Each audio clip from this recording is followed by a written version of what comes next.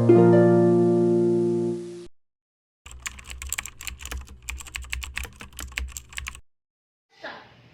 अनु आप सभी का स्वागत करती हूँ आज की इस चर्चा में। आज की चर्चा का विषय है महिलाओं की शादी की उम्र 18 वर्ष से 21 वर्ष कर दी गई है। क्या सरकार का ये फैसला सही है और सरकार के इस फैसले से स्त्री शिक्षा पर क्या प्रभाव पड़ेगा? हमारे साथ मौजूद है सलमा जी जो कि एक समाज शास्त्री है। साथ ही में मौजूद है मोनिका जी जो कि एक शिक्षिका है। मेरा पहला सवाल सलमा जी आपसे है कि आप सरकार के इस फैसले को किस नजरिए से देखती हैं? देखिए, सरकार का जो ये फैसला है ये बहुत ही अच्छा फैसला है। सरकार ने बहुत ही बढ़िया फैसला लिया है कि बच्चियों की उम्र 18 वर्ष से 21 वर्ष कर दी है। क्योंकि जो बच्चियां पहले सोचती थी कि उन्हें आगे पढ़ना है लेकिन उसी उम्र में उनकी शादी कर दी जाती थी, लेकिन अब ऐसा नहीं होगा। उन बच्चियों के पास भी अब ये अधिकार है कि वो अपनी पढ़ाई आगे जारी रख सकें और अपनी शिक्षा को आगे बढ़ा सकें। जी बिल्कुल। मोनिका जी, आप सरकार के इस फैसले को किस तरह से देखती हैं? वही जैसे सलमा जी ने बताया, सरकार का ये फैसला बहुत ही अच्छा है। बच्चों को आगे बढ़ने की उम्मीद दे रहा है, क्योंकि जब समय कम था, 16 साल की उम्र में बच्चा 12th पास कर पाता है और जैसे जैसे वो पढ़ाई से पढ़ रहा होता है तभी उसकी शादी करने की सोच रहे होते हैं घर वाले।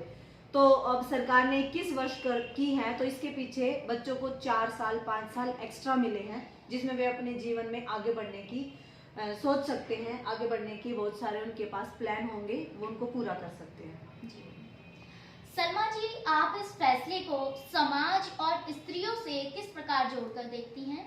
देखिए, ये मेरा मानना है, बल्कि मेरा ही नहीं सबका मानना है कि जो स्त्रियां हैं, देखिए वो निर्माण करता है। न केवल घर की, वो अपने घर को ही नहीं बनाती बल्कि समाज को भी बनाती हैं और समाज से हमारा राष्ट्र बनता है। तो जब एक स्त्री पढ़ी लिखी होगी, जब उसे अपने अधिकार पता होंगे और एक अच्छी शिक्षा मिलेगी, तो वह उस शिक्षा को अपने बच्चों को देगी और वो आने वाली पीढ़ियां उस शिक्षा से जो है अपने आने वाली पीढ़ियों को जागृत कर सकेंगी। तो सरकार का ये फैसला जो है, मैं इसको बहुत ऊपर मानती हूँ और बहुत ही अच्छा मानती हूँ और उम्मीद करूंगी कि सरकार के इस फैसले को सभी माने और इसका स्वागत करें दिल से। मोनिका जी, आपको क्या लगता है कि इस फैसले से हमारी शिक्षा के ऊपर क्या प्रभाव पड़ेगा? क्या स्त्रियां सचमुच में और ज्यादा जागृत हो पाएंगी? जी बिल्कुल।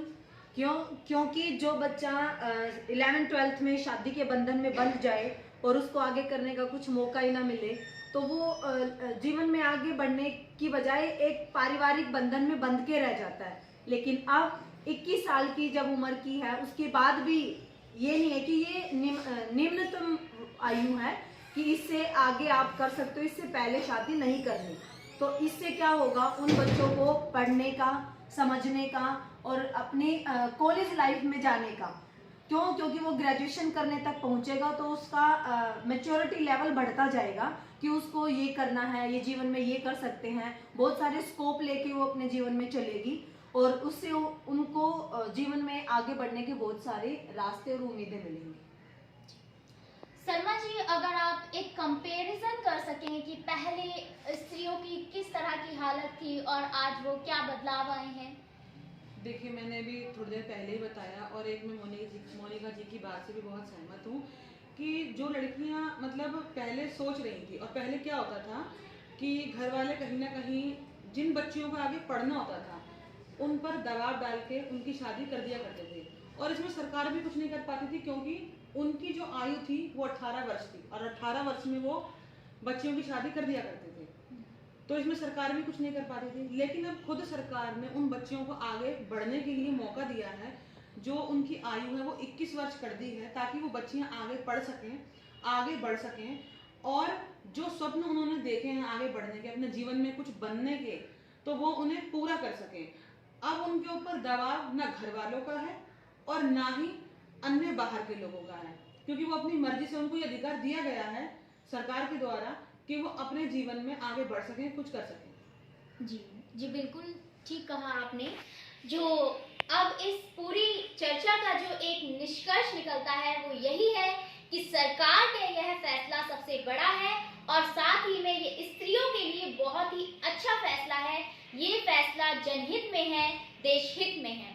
अंत में अगर आप दोनों कोई संदेश है जो आप हमारे दर्शकों को देना चाहती हैं। देखिए, मैं यही कहना चाहूँगी कि सरकार का जो ये फैसला है इसका स्वागत करें दिल से। अपनी बच्चियों को पढ़ाएं, उन्हें आगे बढ़ाएं, उनको जीवन में मौका दें अच्छा बनने का, बेहतर करने का कुछ जीवन में, ताकि वो आपका नाम रोशन कर सकें। और समाज में ऐसे उदाहरणों की कमी नहीं है जब बेटियों ने कुछ करके ना दिखाया हो। ऐसे बहुत बड़े उदाहरण हैं। और सबसे पहले मैं कहना चाहूँगी, अन्नू जी हमारे सामने बैठी हैं, जो वो आप भी एक उदाहरण हैं, हम खुद एक उदाहरण हैं जो समाज में आगे आके कुछ ना कुछ कार्य कर रहे हैं।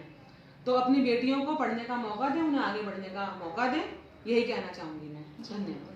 मोनिका जी, आप कोई संदेश देना चाहेंगी? हाँ जी, ये समाज के लिए एक बहुत बड़ी उम्मीद है। केंद्र सरकार ने जो हमें इतना बड़ा मौका दिया है बेटियों को आगे बढ़ने का, उस संदेश का दिल से स्वागत करें और उसको अपनाने की कोशिश करें। धन्यवाद जी, बहुत बहुत धन्यवाद सलमा जी आपका, और साथ ही में मोनिका जी आपका भी, जो आप इतना कीमती समय निकालकर हमारे साथ जुड़े।